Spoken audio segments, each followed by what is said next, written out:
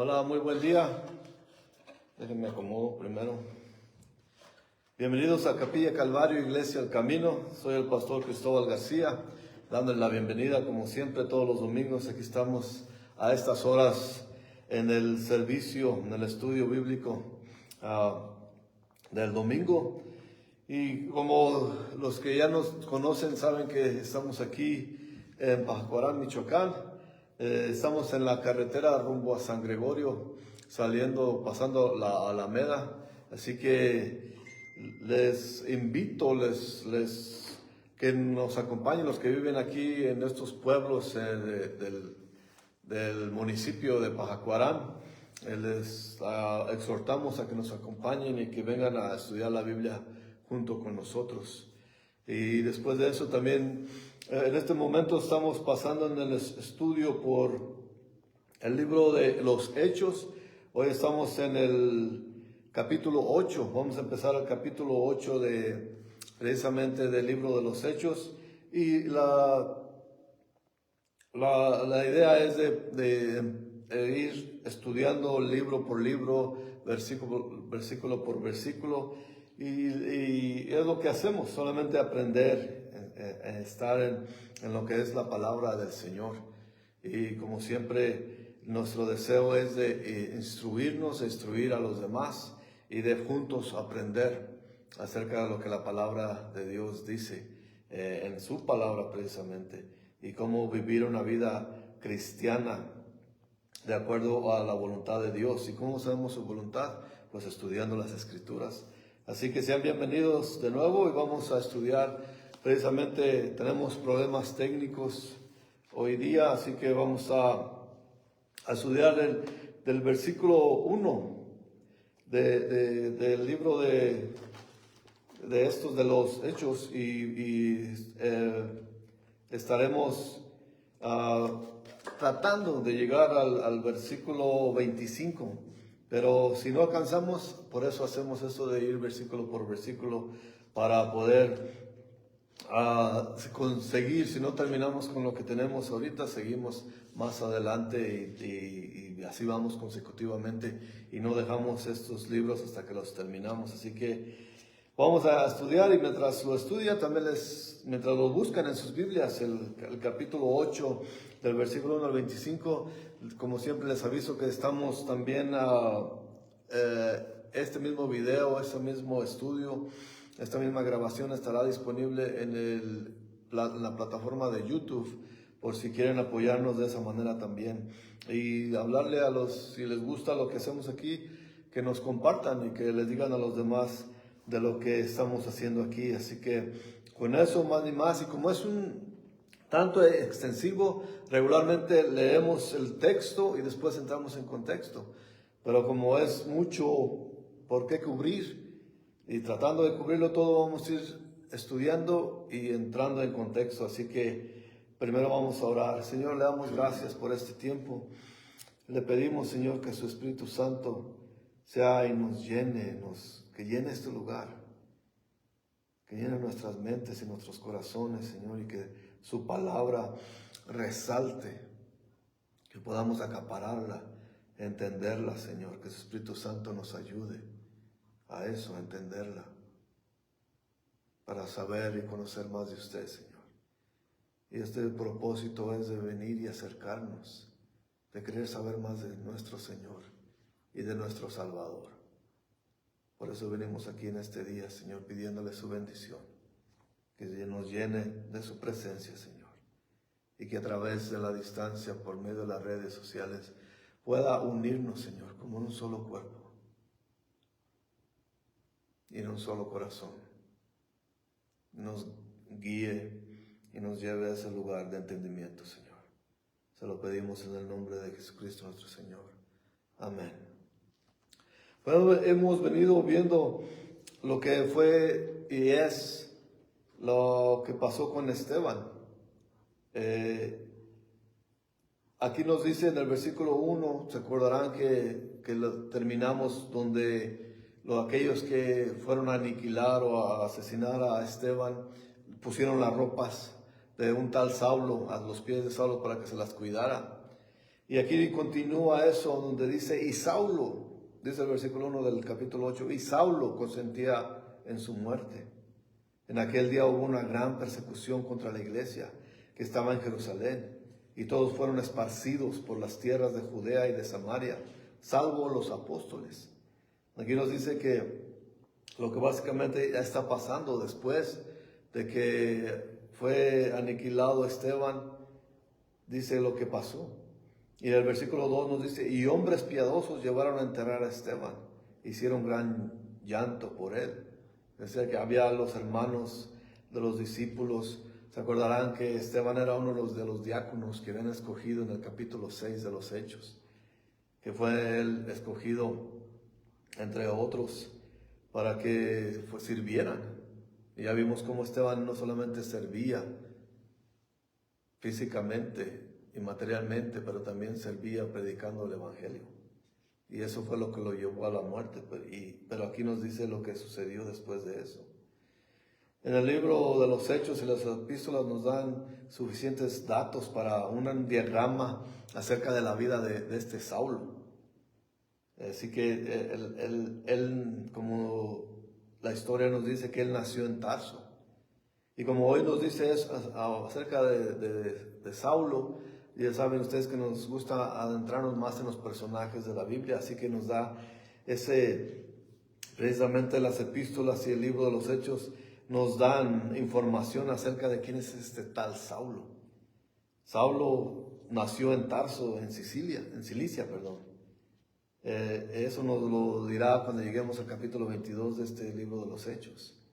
Él era un hebreo de hebreos, porque él nos dice mismo en 2 de Corintios, capítulo 11, versículo 22, dice, ¿son hebreos? Yo también. ¿Soy israelitas? Yo también. ¿Son descendientes de Abraham? También yo. Así que era un hijo de fariseo. Eso nos dice el capítulo 23 cuando lleguemos ahí.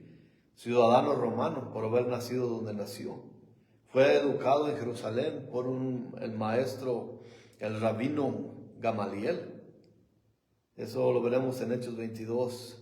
Se convirtió en un fariseo muy devoto. Y eso él lo explica en el capítulo 26 de este libro de los Hechos. Lo veremos cuando lleguemos allí. Y en Filipenses nos dice el mismo Pablo también, en Filipenses 3, versículos 5 y 6 dice, circuncidado al octavo día, del linaje de Israel, de la tribu de Benjamín, hebreo de hebreos, en cuanto a la ley fariseo, en cuanto a celo perseguidor de la iglesia, en cuanto a la justicia que es la ley irreprensible. Él era un hebreo de hebreos, un fariseo.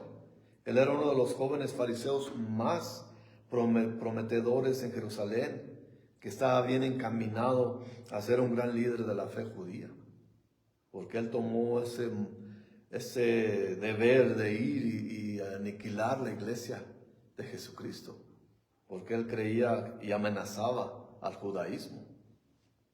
En Gálatas capítulo 1, versículo 14, él dice, y en judaísmo aventajaba a muchos de mis contemporáneos en mi nación, siendo mucho más celoso de las tradiciones de mis padres.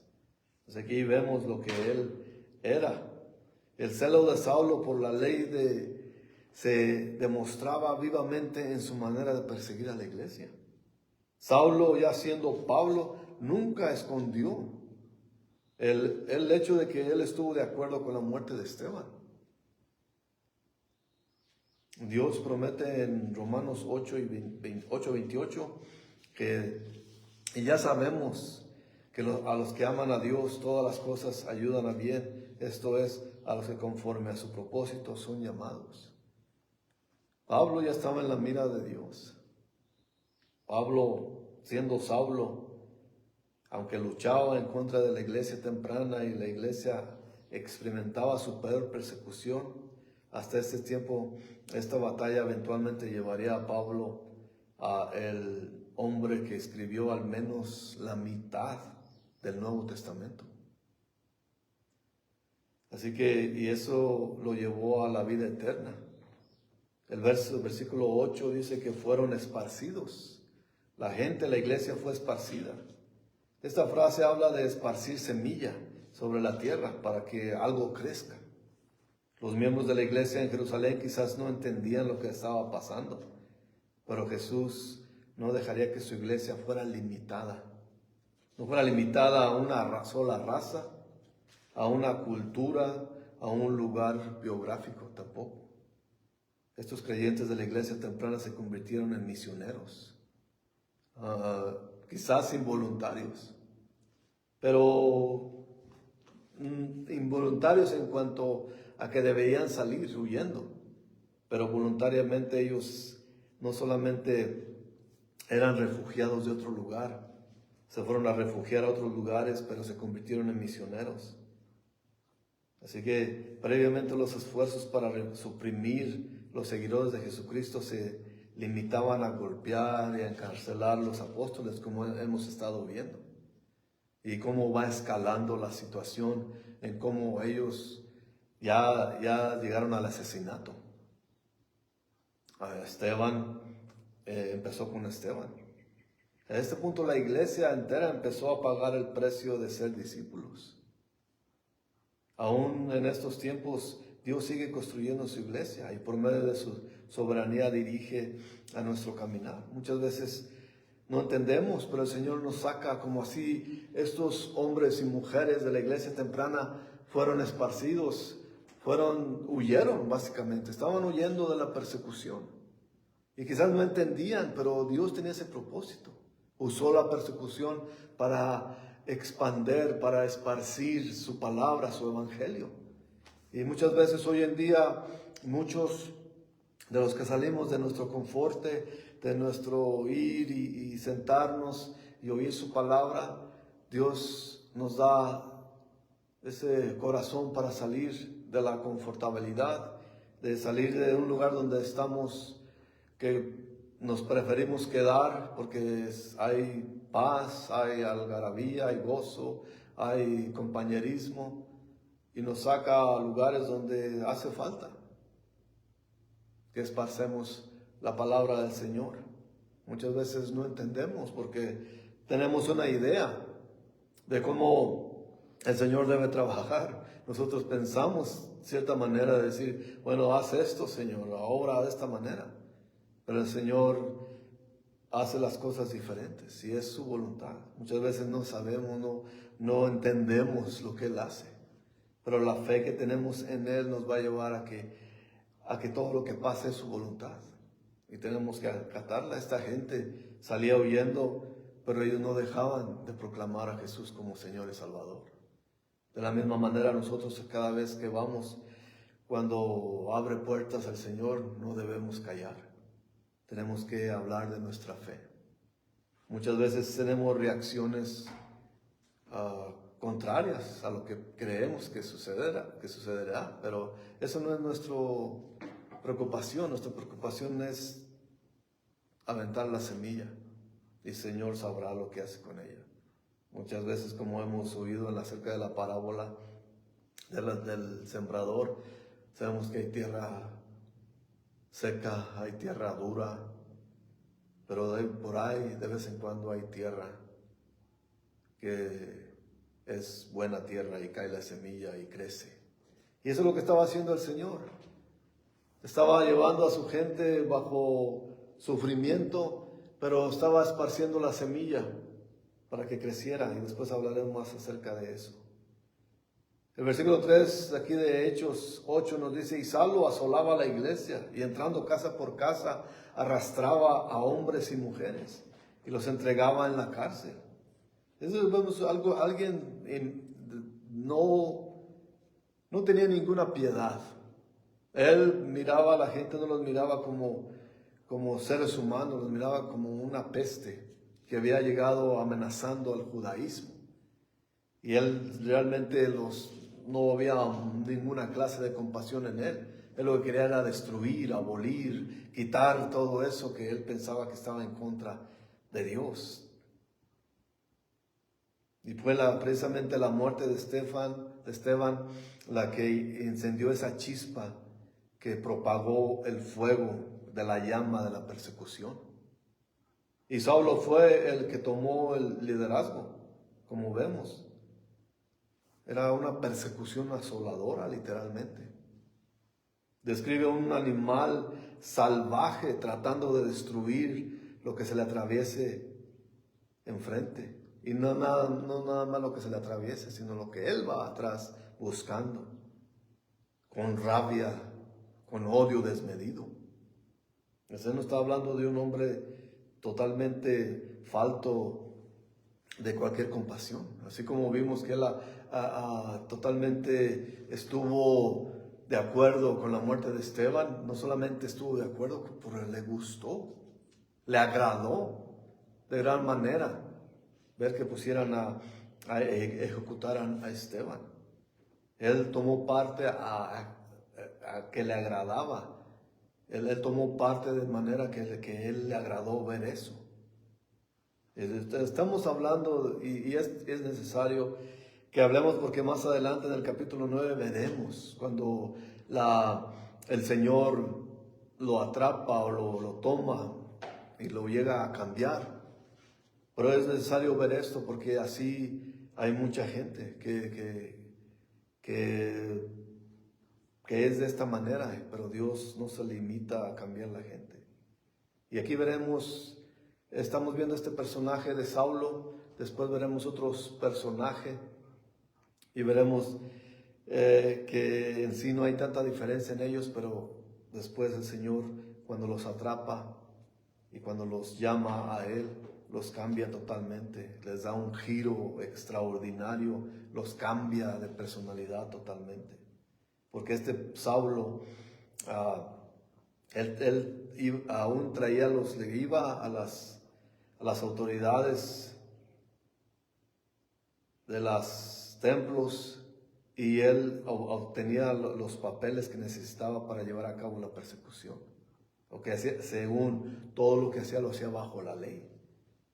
Y él tenía la autoridad hasta de aniquilar a la gente, no solamente arrestaba a hombres y mujeres cristianos, pero con saña los arrastraba para llevarlos a prisión. Muchos años después, cuando ya era Pablo el apóstol, él mismo se describió.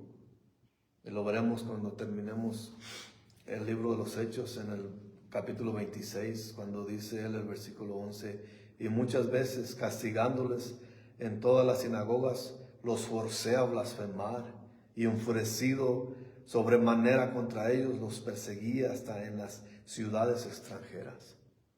Y eso es sobremanera, con desdeño, con odio, con rencor, hacía sufrir a la gente de la iglesia. Él era un hombre con gran autoridad, que su devoción a Moisés controlaba completamente su vida y casi destruye su vida. Lo hacía ignorantemente y en incredulidad.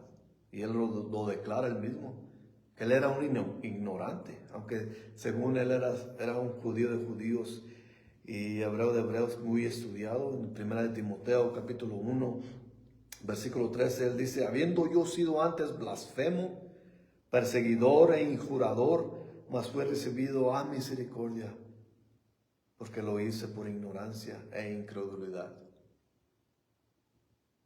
Fue recibido a misericordia. Dios tuvo misericordia de él y fue después de eso, después de ser un destructor de la iglesia, de ser un hombre aberrante, odioso, totalmente, que odiaba a la gente, se convirtió en un hombre misericordioso por la obra del Espíritu Santo. Dios le mostró misericordia y lo salvó. Saulo de Tarso es la última persona en Jerusalén que uno haya escogido para ser el gran apóstol de los gentiles.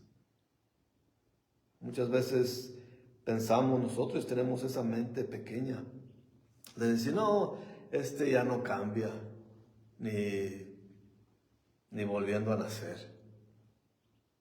Pero el poder de Dios es magnífico. Él puede cambiar, nos pudo cambiar a nosotros. Él puede cambiar vidas. Él cambió la vida de Saulo, lo convirtió en Pablo, el apóstol, para los gentiles. Y no solamente eso, que Saulo pasó sufrimientos, así como él hizo sufrir a la gente, después los judíos lo hicieron sufrir a él.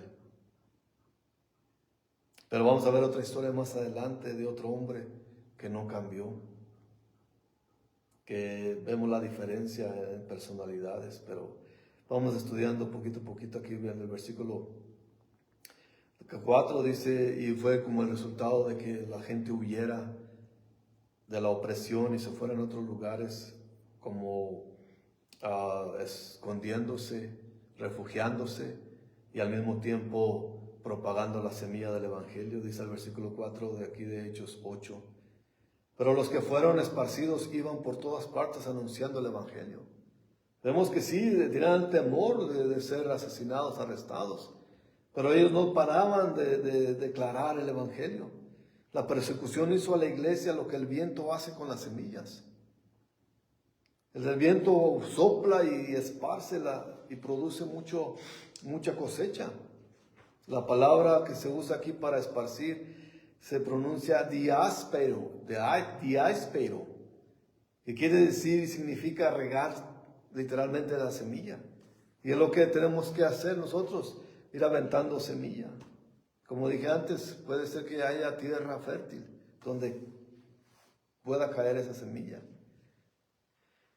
Los creyentes en Jerusalén eran la semilla de Dios y la persecución la usó Dios para plantarlos en otra tierra nueva, para que produjera más fruto. Algunos se fueron por Judea y Samaria y otros se fueron a tierras más distantes. Pero ahorita vemos lo que está haciendo la palabra de Dios en Samaria. Y dice aquí el versículo 5 hasta el 12 nos dice, entonces Felipe descendiendo a la ciudad de Samaria les predicaba a Cristo.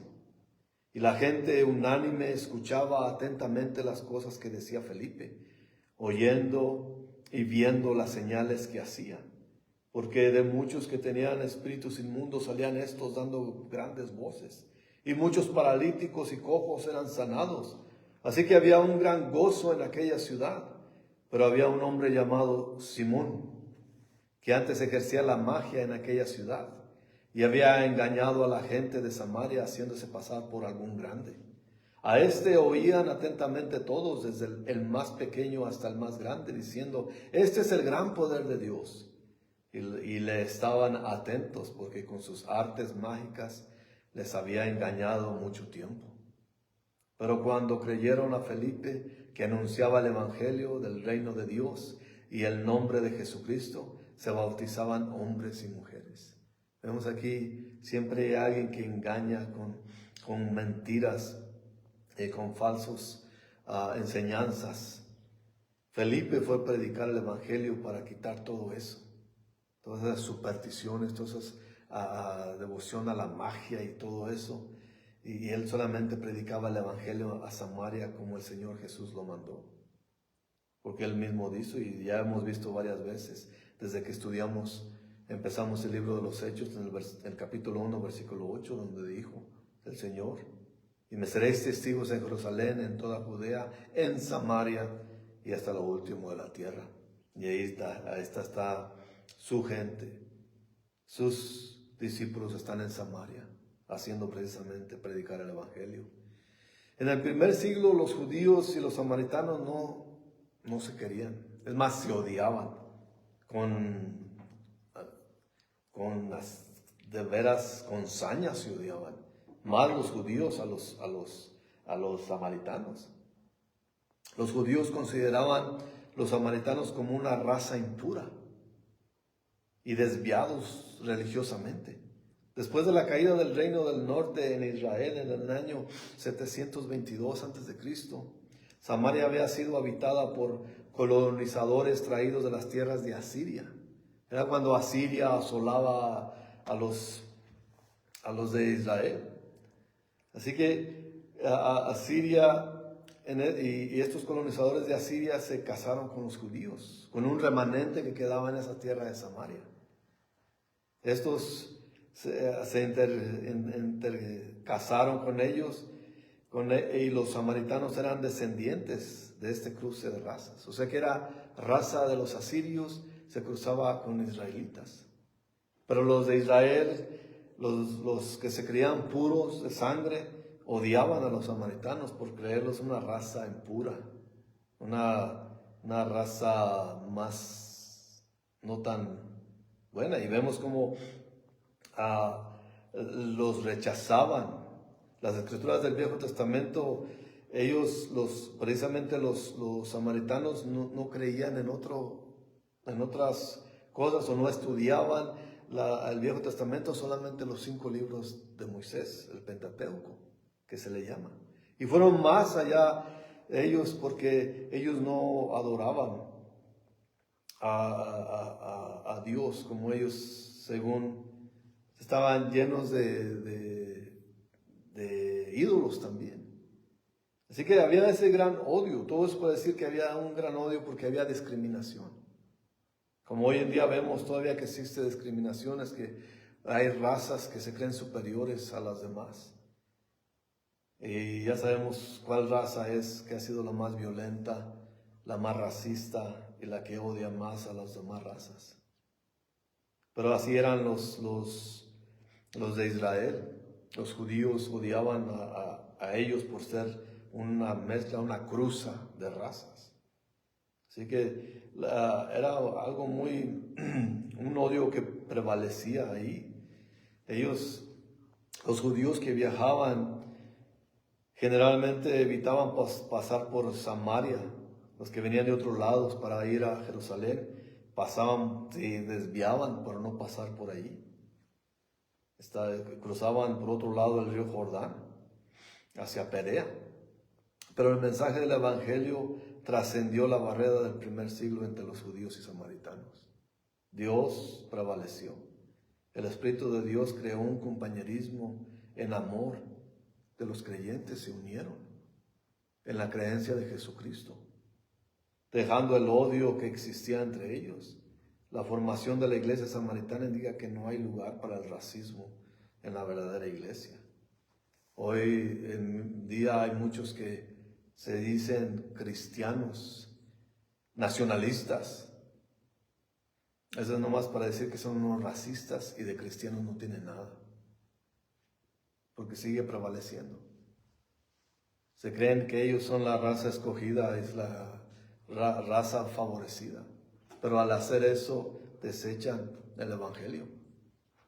Porque eso no es lo que dice el Evangelio acerca de cómo tratar a los demás. Y vemos hoy en día cómo en el mundo se está dividiendo cada vez más. Y hay muchos que usan a Jesucristo como estandarte, pero en realidad están esparciendo el odio a los demás, a las demás razas. En Gálatas 3:26, Gálatas 3, versículo 26 al 28 dice: pues todos sois hijos de Dios, por la fe en Cristo Jesús. Porque todos los que habéis sido bautizados en Cristo, de Cristo estáis revestidos. Ya no hay judío ni griego, no hay esclavo ni libre, no hay varón ni mujer, porque todos vosotros sois uno en Cristo Jesús. Cuando hay división en las creencias, está bien, pero cuando hay división en unos que se dicen cristianos y odian a los demás, en realidad no son cristianos verdaderos. También en todo el capítulo 12 del 1 de Corintios, Pablo nos dice los diferentes dones espirituales que vienen de un solo Dios. Porque todos en el cuerpo de Cristo tienen diferentes dones. Pero todos esos dones vienen de un solo Dios. Jesús murió por los pecados de todo el mundo. Por eso no podemos descalificar a nadie, por raza o por nada, aún los que creen diferente que nosotros. Tenemos que ser compasivos con ellos y tratar de alcanzarlos con la palabra y el Evangelio de Dios. Nunca debemos desechar a nadie, porque nosotros no tenemos autoridad de rechazar o desechar a nadie. Nosotros somos hijos de Dios y obedecemos a su voluntad y a su palabra. Y aquí vemos al otro personaje que les hablaba hace rato.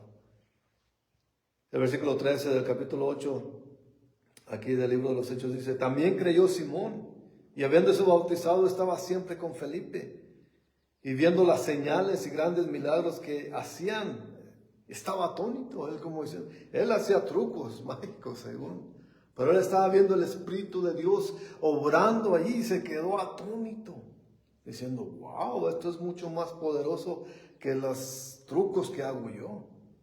Aunque este hombre Simón fue bautizado, estaba muy lejos de la verdadera doctrina cristiana y el crecimiento espiritual. Hay evidencias que nos dicen que en realidad no era cristiano. Es más, la historia de la iglesia lo asocia con herejía. La historia nos dice y identifica como enemigo de la fe cristiana al comportamiento de este hombre. Y sus acciones han dado el vocabulario en la iglesia en la palabra simoneo. Y cuando la gente o cuando en una iglesia, en un movimiento se declara el simoneo, que identifica a alguien como alguien o un movimiento que venden y compran las posiciones en la iglesia. Cuando alguien habla de Simón o de simoneo, en esa iglesia se practica el simoneo. Quiere decir que esa iglesia venden milagros. En esa iglesia venden hasta el evangelio. Eso es el simoneo. Y dice el versículo 14, cuando los apóstoles que estaban en Jerusalén oyeron que Samaria había recibido la palabra de Dios, enviaron allá a Pedro y Juan. ¿Por qué enviaron a Pedro y Juan? Porque acuérdense que, como estudiamos al principio del capítulo, todos fueron esparcidos menos los apóstoles. Entonces ellos, dándole la autoridad a los apóstoles, los mandaron llamar y los enviaron allí a que vieran eso. Y vemos que nos dice en este versículo 13 que Simón fue bautizado, pero en su corazón no había esa credibilidad. Así que cuando llegaron y oyeron que lo que estaba pasando en Samaria, mandaron a Pedro y a Juan. Los enviaron, Jesús les dio las llaves del cielo a Pedro, ¿se acordarán? Porque ¿qué quiere decir esto? Muchos religiosos, bueno, primero vamos a leer el texto donde dice eso. En Mateo 16, versículo 19 dice, y a ti te daré las llaves, es Jesús hablándole a Pedro, te daré las llaves del reino de los cielos, y todo lo que atares en la tierra será atado en los cielos, y todo lo que desatares en la tierra será desatado en los cielos. Muchos religiosos lo asocian esto con que le dio literalmente, físicamente las llaves del cielo, como en el cielo hay un puertón que Pedro abre y cierra. Pero eso no es así, está hablando de lo espiritual. A lo contrario de todo lo que dicen los religiosos, se refiere a que Pedro daría acceso al reino de los cielos. ¿Y cómo es dando el acceso? Predicando el evangelio.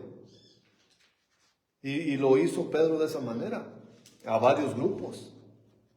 Por ejemplo, estudiamos cómo él ministró a los judíos en Hechos 2 y 3.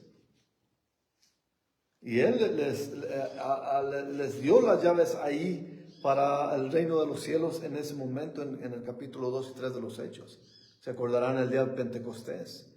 Y después como había muchos miles que creían en él. Eso es abrir las puertas del cielo. Y ahora estamos viendo que va a ministrarles a los samaritanos en este capítulo 8. Está abriendo la puerta de los cielos para ellos. Y veremos cómo le ministrará también a los gentiles en el capítulo 10. El predicar el evangelio abre las puertas del reino de los cielos a los pecadores que se arrepienten. No debemos dejar pasar eso. Tiene que haber arrepentimiento. Por eso es que nosotros creemos que este Simón no era verdaderamente cristiano porque no se arrepintió. Así que vemos aquí cómo ellos mandaron a los apóstoles y por qué razón los mandaron llamar o por qué los enviaron los apóstoles. Porque dice el capítulo 15 y 16, los cuales habiendo venido oraron por ellos para que recibiesen el Espíritu Santo, porque aún no habían descendido sobre ninguno de ellos, sino que solamente habían sido bautizados en el nombre de Jesús. Así es que Pedro y Juan eran los miembros oficiales de Jerusalén para decirles a los samaritanos lo que había pasado, al igual que en Pentecostés. Los samaritanos tenían que saber que la salvación venía de los judíos, y los judíos a su vez tenían que entender que la misma salvación había venido a los samaritanos. Lo mismo que para ellos, también los samaritanos. Dios abre las puertas para todos, así como judíos como no judíos. Jesús dijo en Juan 17 que el mundo sabrá que Jesús vino del Padre cuando el mundo vea unida el cuerpo de Cristo. Y esa unión que tenemos que tener todos los cristianos, sabrán el mundo que venimos de Él, que somos de Él y que Jesús vino del Padre.